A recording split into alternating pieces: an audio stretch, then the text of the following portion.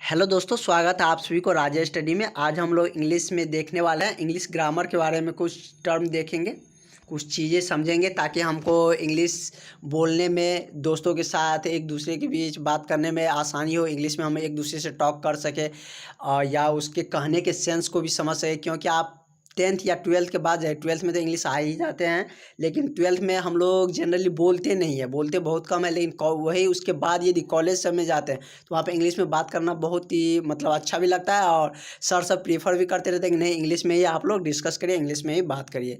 या अभी तो बहुत ही इंग्लिश का दौर है कि मतलब आपको इंग्लिश का बहुत चीज़ें समझना होता है। कहीं पे मैक्सिमम जगह इंग्लिश पे ही लिखे होते हैं। यदि आप मूवी देखते हैं अदर लैंग्वेज में है तो इंग्लिश सबटाइटल जरूर रहता है।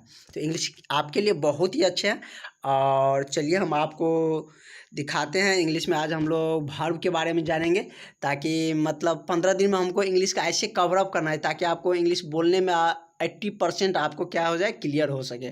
और मतलब बोर्ड एग्ज़ाम में रहेगा तो आप बोर्ड एग्ज़ाम में भी अच्छा से लिख सके। और साथ ही इस चैनल पे आपको मतलब बोर्ड का पूरा प्रिपरेशन कराया जा रहा है। 10th का ऑल सब्जेक्ट और 12th का ये ऑब्जेक्टिव सीरीज कुछ दिन में मतलब स्टार्ट करने वाले हैं। तो चलिए देखते हैं वर्ब के बारे में। इसका पीडीएफ फॉर्म आप लोगों को मिल जाएगा और इस पर नोट्स कर भी सकते हैं, नहीं तो आपको हम पीडीएफ प्रोवाइड कर देंगे लिखा हुआ।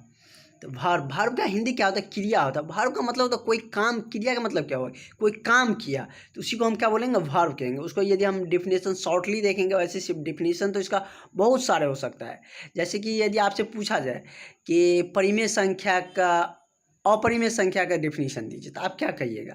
कि जनरली यही हम कहते हैं कि जो पी बाई क्यू के रूप में न लिखा जा सके, लेकिन इससे हमको बहुत ज़्यादा क्लियर नहीं हो पाता है। मतलब ऐसे बुक में यही लिखा रहता है, बहुत सर भी हमको यही दिखाते हैं, यही पढ़ाते हैं। लेकिन हम यदि उसी को हम ये कह दें कि अंडर रूट से यदि पूर्णतः पूर्णांक के रूप में बाहर नहीं आए कोई संख्या, तो उसी को हम अपरिमेय बोलेंगे।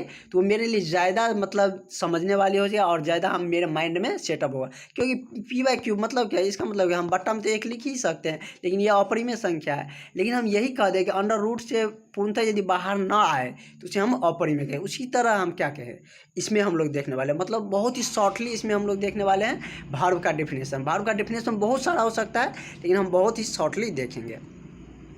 Verb are words that show action. Action मतलब क्या? कोई काम किया, कार्य किया, तो वही क्या कहलाता है? एक्शन कहलाता है। डेवलप क्या? विकसित करना, मतलब एक काम को मॉडिफाई करके मतलब आगे लेके जाना। एग्जिस्ट मतलब बाहर होना।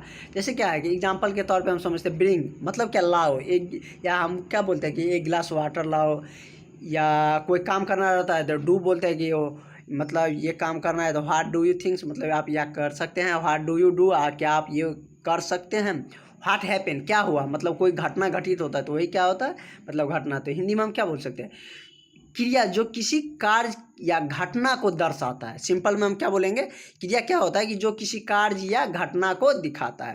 वैसे मेनली हम लोग इसमें वर्ब का ये जानने वाले हैं इसमें कि इसमें दो टाइप्स का वर्ब पढ़ेंगे, एक्सिलरी और प्रिंसिपल। तो इसमें हमको मेनली इसका वर्ब का डिफिनेशन से ये मतलब है कि जो टेंस को क्या करते हैं? आइडेंटिफाई करते हैं। कि मतलब कि पास्ट टेंस होगा या फ्यूचर टेंस होगा या प्रेजेंट टेंस होगा।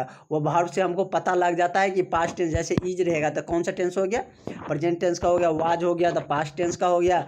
और शैल विल हो गया तो किसका? फ्यूचर टेंस का हो गया। था इसमें हमको मेन तात्पर्य, जो मेन हमको चीज़ इसमें सीखना है वही सीखना है कि वर्ब से हमको क्या डिफिनेशन इसमें हमको जानना है कि वर्ब आइडेंटिफाई द टेंस। यदि आप लोग लिखना चाहते हैं तो लिख सकते हैं। इस नोट्स में लिखने के लिए भूल गए हम, इसके नीचे में वर्ब के इसके नीचे में लिख सकते हैं आप।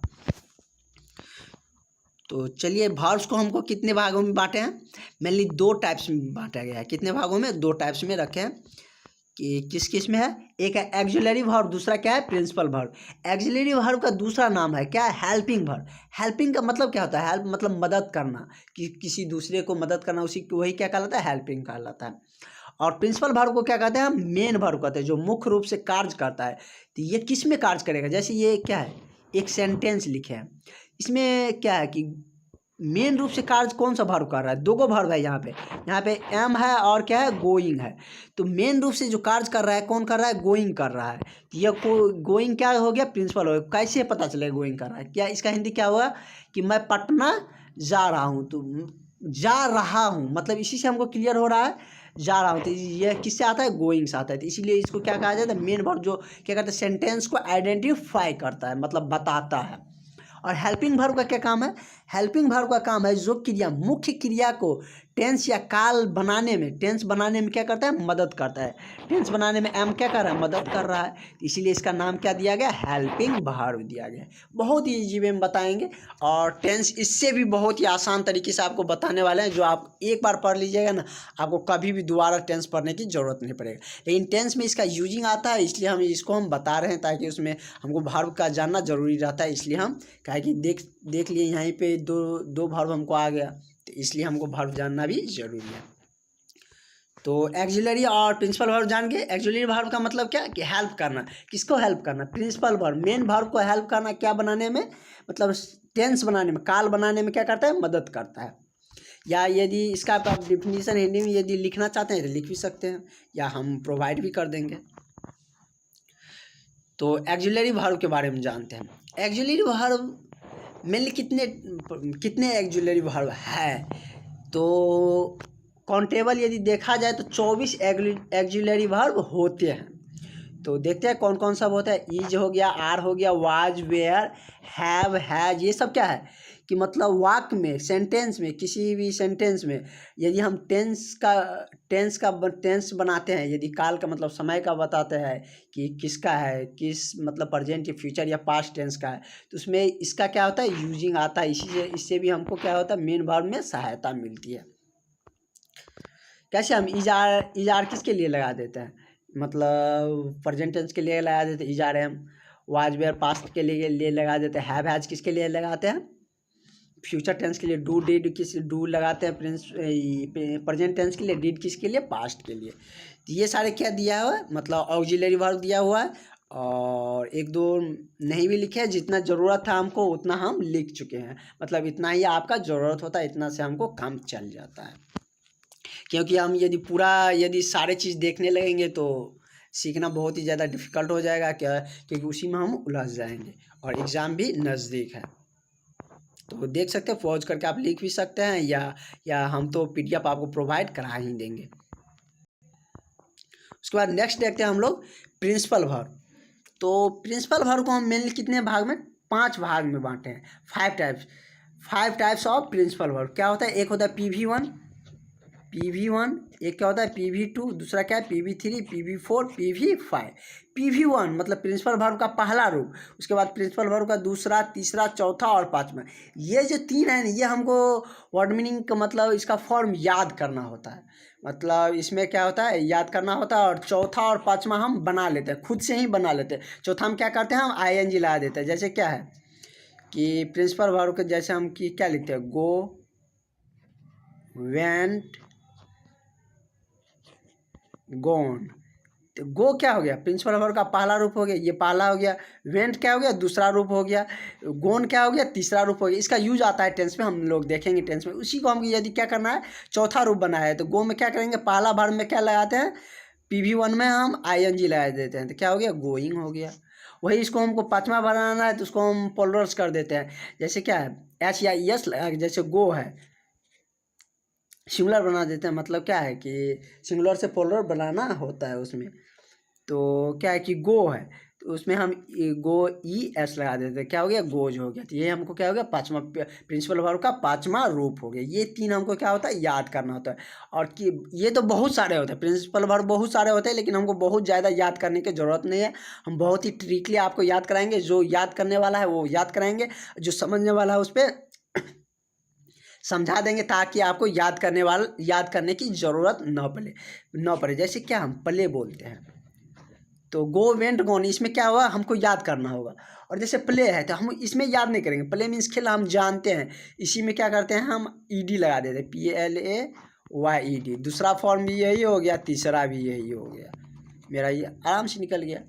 जैसे हमको डांस लिखना है, डांस, DANCE, डांस, इसी में हम ED लगा देंगे, तो ये D जोड़ देंगे, तो क्या हो गया, मतलब सेकेंड फॉर्म भी हो गया, थर्ड भी हो गया, चौथा और पांचवा तो हम क्या कर सकते हैं, बना ही सकते हैं।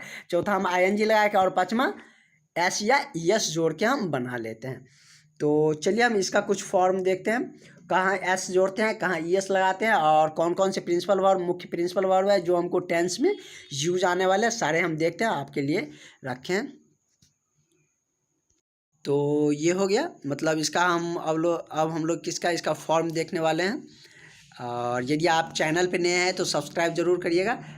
ये मतलब चैनल नेम है राजेश स्टडी, और फर्स्ट टाइम देख रहे हैं तो दोस्तों के साथ शेयर भी कर दीजिएगा और सब्सक्राइब भी जरूर करिएगा। तो इसका चलिए हम आप लोग इसे पॉज करके लिख भी सकते हैं, ऐसे तो हम समझा ही देते हैं इसमें। तो चलिए देखते हैं PV1 और 3 हमको जानना, जैसे हमको ये सब जरूरी है, जैसे जिसमें हम टिक लगा देंगे वो सब आप याद कर लीजिए। जैसे बीट है तो इसका सेकेंड फॉर्म क्या होता है, बीट का BT होता है, तीसरा क्या होता है B10 हो जाता है। उसी तरह बिकम्स है, बिकेम का सेकेंड फॉर्म क्या होता है, बिकम्स का बिकेम हो जाता है, और थर्ड बिकम ही रहता है। जैसे बिगिन है, बिगिन का बिगेन बिगन हो जाता है। और ये कम तो आना जाना बहुत बार हमको मतलब वाक में आएगा ही कि वह पटना से आ गया, तो ये हमको कम का फॉर्म भी याद रखना ज़रूरी है। इसका मूल मीनिंग PV1 क्या होता है, कम होता है, सेकंड क्या हो जाएगा, केम हो जाएगा, और थर्ड क्या होता है, कम ही रहता है। उसके बाद कॉस्ट का हमको याद ही नहीं करना, कॉस्ट का कॉस्ट ही रह जाता है। कट ये भी वही रह जाता है। उसके बाद हम देखते हैं, इस पे चलते हैं। डू का क्या हो जाता है, डू का डिड हो जाता है, और थर्ड फॉर्म क्या होता है, डन हो जाता है। जो सब जरूरी है वही सब देखेंगे। उसके बाद हम क्या देखते हैं, ड्राइव का ड्रॉप हो जाता है, थर्ड फॉर्म ड्राइव इन हो जाता है। ड्रिंक का ड्रंक हो जाता है। और ईट का तो आपको याद रखना ही पड़ेगा, कहें कि वह आम खाया या खाते हैं, वह आम खाया, तो 3 फॉर्म में आ जाएगा। तो सब आपको मतलब तीनों फॉर्म आपको याद रखना होगा। जैसे ईट है तो इसका सेकेंड फॉर्म क्या हो जाता है, ATE, और थर्ड क्या हो जाता है, ईट एट ईटेन। उसके बाद फेल मीन्स गिरना, फॉल फेलन। उसके बाद हम देखते हैं, जैसे इसमें फॉरगेट का देखते हैं। फॉरगेट मीन्स बोलना, फॉरगेट, फॉरगॉटेन। उसके बाद हम गिव का देखते हैं, क्या कहते हैं, 1 गिलास पानी लाओ, तो ये भी हम मेरे लिए ज़रूरी है। गिव, गेव, गिवन, ये सारे आप लोग याद कर लीजिएगा। उसके बाद ये देखते हैं हम लोग, गो, वेंट, गॉन, मतलब गो मीन्स जाना, सेकेंड फॉर्म इसका वेंट हो गया, थर्ड क्या हो गया, गॉन हो गया। थ्रो का थ्रो। इसके बाद आप लोग ये सब ज़रूरी नहीं है, ज़्यादा ज़रूरी तो सब है, याद कर सकते हैं तो बहुत अच्छा है, लेकिन मतलब जो अभी ज़्यादा ज़रूरी है वो सब हम देखने वाले हैं। इसे कीप है तो कैप्ट देख सकते हैं, और ज़्यादा सबको समझाएंगे तो वीडियो लंबा हो जाएगा, आप लोग छोड़ के चल जाइएगा। और मतलब कंसिस्टेंसी डेवलप करिए आप लोग। अब आप लोग 10th और 12th में आ गए हैं, तो मतलब कंसिस्टेंसी तो दिखाना ही पड़ेगा कि मतलब इतना देर हम पढ़ सकते हैं। अपना 100% लगाइएगा तभी कुछ कर पाइएगा। लीव का क्या होता है, लेफ्ट। उसके बाद हम लोग देखते हैं लॉस का, तो लॉस्ट हो ये जगह, मेक, मेड। उसके बाद राइज का राइजिन हो जाएगा, रन का रन हो जाता है, इसमें कोई दिक्कत नहीं है। सेव, ये दोनों याद कर लिए। से का सेड, तीनों फॉर्म वही रहता है, सेकेंड भी वही रहता है, थर्ड भी वही रहता है। सी का अलग हो जाता है, सी, सॉ, सीन। सी मीन्स देखना, सॉ मीन्स देखा, सीन मीन्स यानी कि थर्ड फॉर्म हो गया उसका, जो फ्यूचर में हम लोग डिस्कस करते हैं। स्लिप का भी देखना है, स्लिप, तीनों यही है। बाद हम लोग देखते हैं, अब मेरे लिए बहुत ज़्यादा देखने की ज़रूरत नहीं है। जैसे विन है तो विन का वॉन, मतलब विन मीन्स जीतना होता है। राइट का भी देखते हैं, राइट, रोट, रिटेन, ये भी बहुत बार आएगा। राइट, रोट क्या हो जाएगा, रिटेन हो जाएगा, थर्ड फॉर्म हो गया। और बाद बाकी हम लोग जहाँ यूज करेंगे, सेंटेंस देखेंगे, वहाँ पर भी हम लोग सारे देख लेंगे। जहाँ पर ING का ज़रूरत रहेगा ING लगाएंगे, एस या ES का ज़रूरत होगा वहाँ पर हम एस या ES भी जोड़ के बताएंगे। कहाँ पर एस लगता है, कहाँ ES लगता है, वो सारे चीज़ हम लोग देखेंगे। तो आज के लिए इतना ही, हम लोग नेक्स्ट वीडियो में देखेंगे, नेक्स्ट चीज़ स्टार्ट करेंगे। और आज आप लोग इतना जो बता दिए हैं ये सारा कवर अप रहिए, ताकि आपको नेक्स्ट क्लास में इसका बेनिफिट मिले, आप आसानी से समझ सकें। और आप 15-20 दिन मेरे साथ बने रहिए, आपका इंग्लिश बहुत ही अच्छा हो जाएगा। आप आसानी से किसी के साथ टॉक कर सकते हैं, बातचीत कर सकते हैं, या उसके सेंस को भी आप समझ सकते हैं। या और बोर्ड एग्ज़ाम में आप लिख ही सकते हैं। और इस चैनल पे आपको बोर्ड का प्रिपरेशन करा ही रहे हैं पूरा, ऑल सब्जेक्ट का मेरा टीम करा ही रहा है पूरा, जितना भी सब्जेक्ट है सबका इस पर तैयारी हो ही रहा है राज स्टडी पे। थैंक यू फॉर वॉचिंग, मिलते हैं नेक्स्ट डे में।